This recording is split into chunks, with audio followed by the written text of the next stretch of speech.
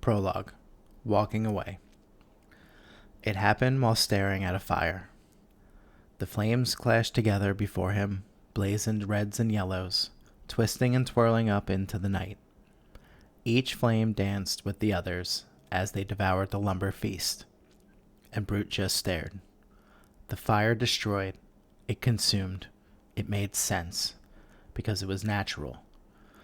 What he was doing used to feel natural as breathing. Not anymore.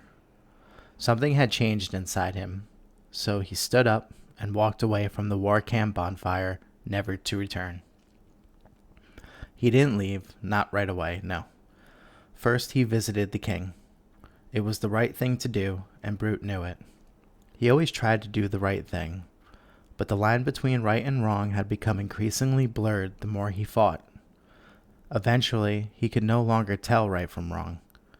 There was a lot of blood on his hands, enough to give any man battle fatigue. But it wasn't just the blood for Brute.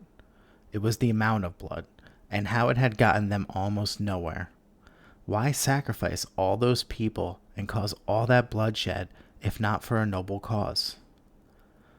Brute's first and only stop before abandoning his post was to talk to King Coldheart, the last remaining sovereign of the Rift. He walked into the king's war council without worry.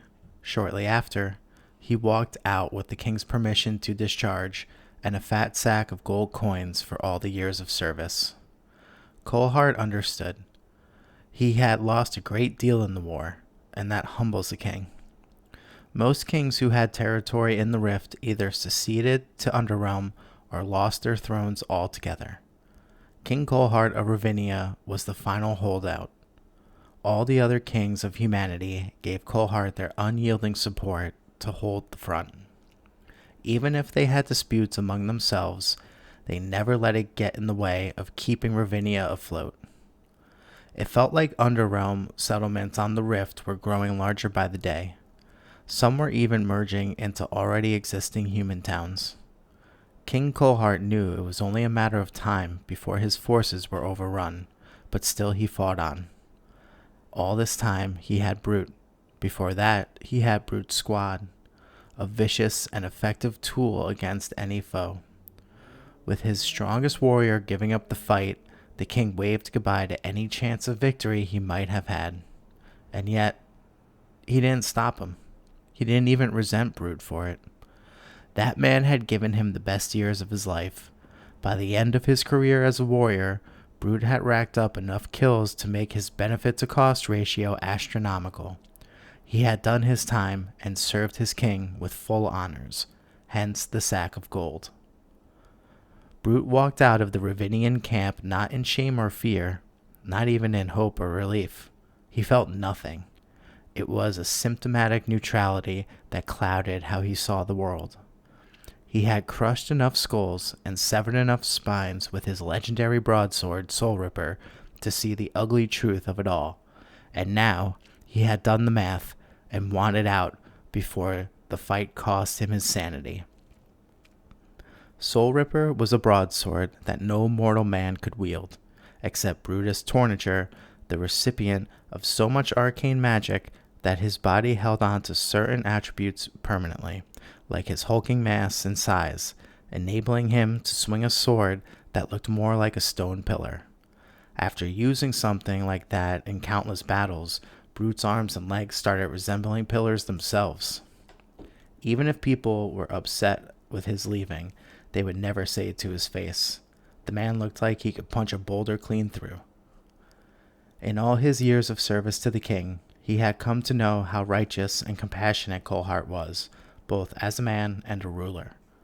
They might have been friends under different circumstances, but a king can't have friends like other men can, and Brute was too busy keeping company with the shadows of his fallen enemies. He needed to put as much distance between himself and the camp as possible. Lugging Soul Ripper around on his back didn't exactly help, but it was the only place to sheathe a sword of such magnitude. Brute expected King Coldheart to let him go, just like he expected someone else to have a problem letting him go. His older sister, the legendary Gentara Torniture, was the deadliest woman in Overworld and Brute's only rival as the greatest warrior in Ravinia. Brute had always surpassed Gintara, and it only got worse as the magic imbued him with more strength, more height, and more mass. Gintara was a quicker form of Deadly, a cunning, cutthroat warrior. She had pushed him to fight for Ravinia in the first place, before either of them were known. All their lives she pushed him. Only recently had he realized her true intentions. If he had to face her in order to leave, let's just say things wouldn't end as harmoniously as they had with the king. Thankfully, his sister was nowhere to be found at the camp. Brute took his broadsword and his sack of gold and walked the trail back to the posting road, the main road that ran all along the rift and connected Overworld. There wasn't a horse big enough to carry him. He couldn't ride in a wagon without weighing it down and straining the wheels. When you're the size of a small hut, you get used to walking everywhere. From the posting road, Brute could decide where he wanted to spend the rest of his life. He already knew what he wanted to do.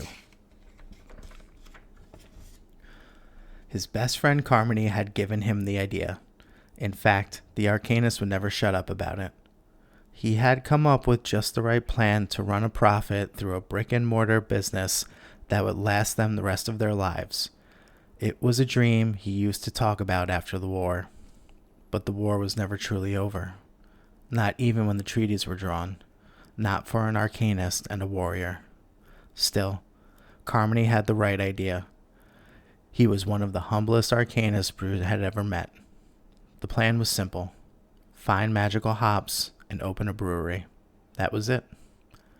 With nothing more than his broadsword, the clothes on his back, and that fat sack of coin, Brutus Tornager set out to find a town where he could open a brewery, even though he didn't know the first thing about brewing a beer.